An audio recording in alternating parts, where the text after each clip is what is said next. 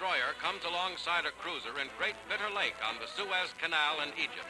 It brings Ibn-Saud, king of the 5 million people of Saudi Arabia, to a conference with President Roosevelt, stopping off here on his return from the Crimea conference.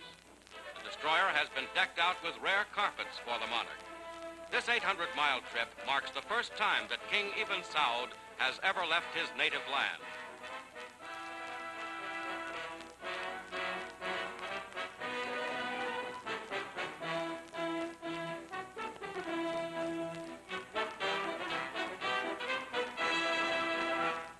Colonel William Eddy, American minister to Saudi Arabia, accompanies the king and the official delegation of 48 members.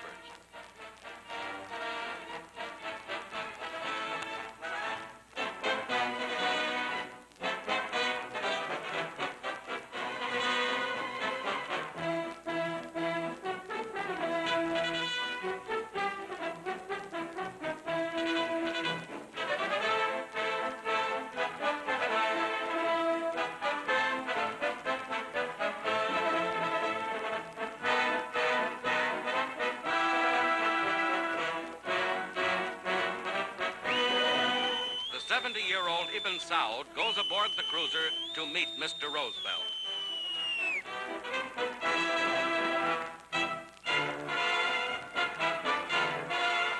In cordial conversation with Colonel Eddy as interpreter, the Saudi Arabian king and American president discuss mutual problems of trade and relations with Saudi Arabia.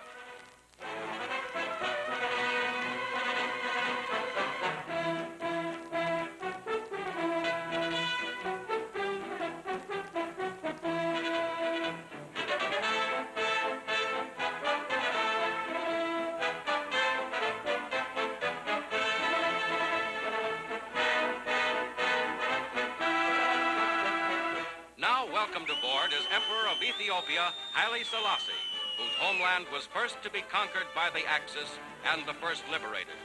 He is greeted by the president and the president's daughter, Anna Roosevelt Bottger.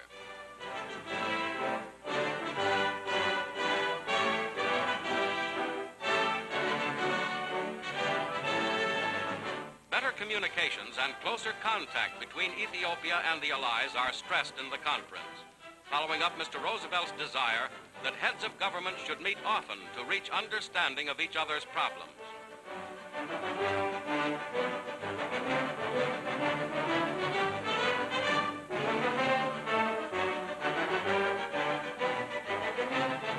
Full honors for a third royal visitor, Egypt's King Faruk, whom President Roosevelt had visited on his previous journey here for the Cairo conference.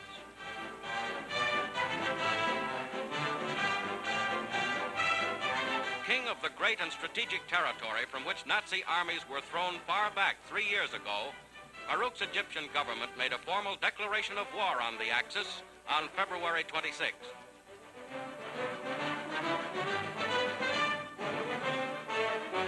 In extraordinarily intimate pictures, King Faruk and President Roosevelt talk over wartime and post-war problems.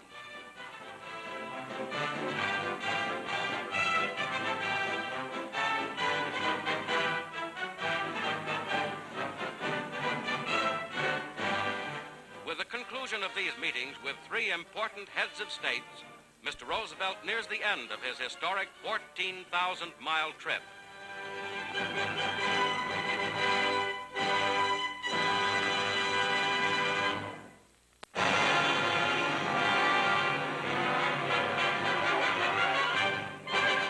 Men and tanks of the United States 8th Army press on toward Manila, as from 3 directions, American forces converge on the great capital of the Philippines.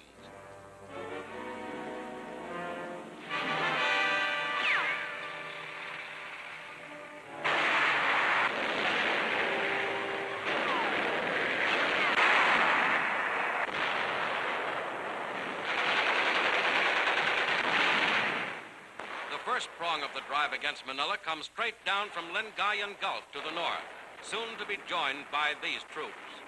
Another spearhead swings out to flank the city from the east, and still a third drives up from the south, aided by paratroop attacks.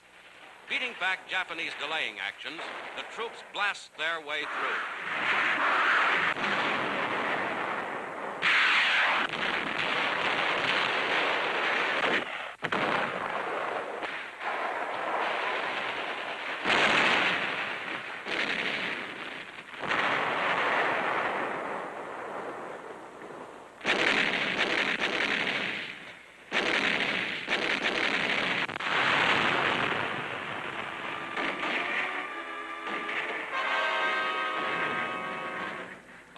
main road to Manila, advanced units of the 37th Division, 6th Army cross a bridge under heavy fire.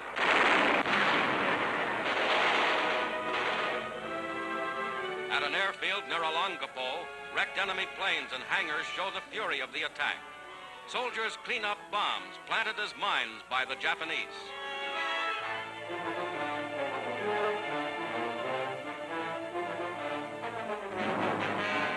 And on every road that leads to Manila, troops move forward. Among the bravest are native guerrilla soldiers who never gave up the fight through 3 years of Japanese occupation. Joyful civilians hail the marching troops of the 1st United States Cavalry Division as they enter Manila's outskirts.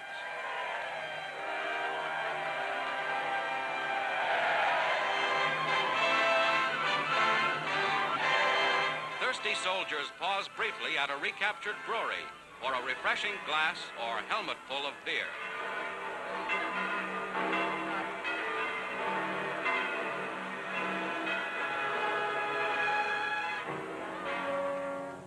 Then, inside Manila, bitter fighting. More than 3 weeks of bloody struggle against a savage enemy. Battle for a park area where picking flowers is prohibited. The toll of wounded grows as enemy resistance flares up. Then a new enemy, fire. The Japanese had stocked warehouses with drums of gasoline, with explosive charges. After the Americans entered, they set them off. The flames begin to spread. New terror for the million-stricken people of Manila.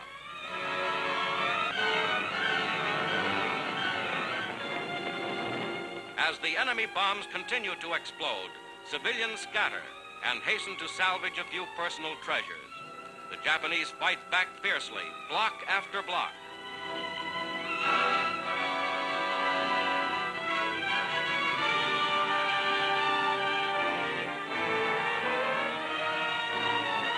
A soldier has time to give food to hungry children.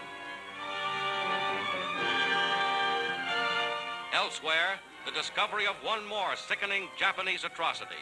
Men, women, and children butchered by the enemy. New fires rage through the city as the battle rises to incredible fury in the assault on Intramuros, ancient walled city within Manila. An infantry company penetrates the inferno.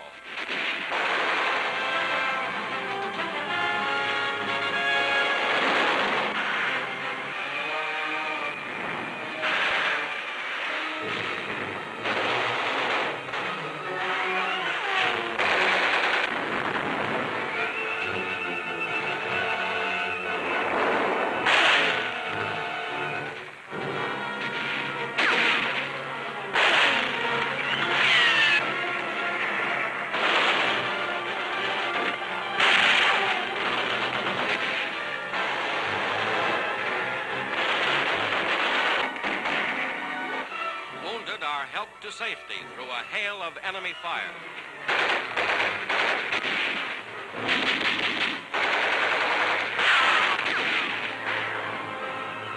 Japanese are irresistibly driven back, and here natives who had collaborated with the enemy are brought in, a shameful few among millions of proud and loyal Filipinos. General MacArthur at a former Japanese prison is hailed by freed United Nations civilians. Liberation of the great Pacific city of Manila becomes a fact.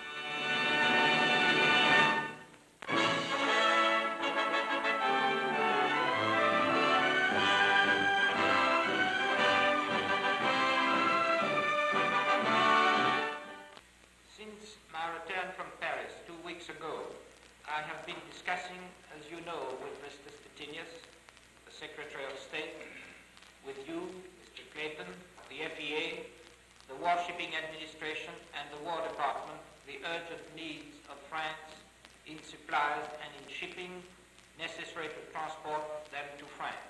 We have all learned through bitter experience that our enemies cannot be beaten unless all of us mobilize all our resources, military and civilian.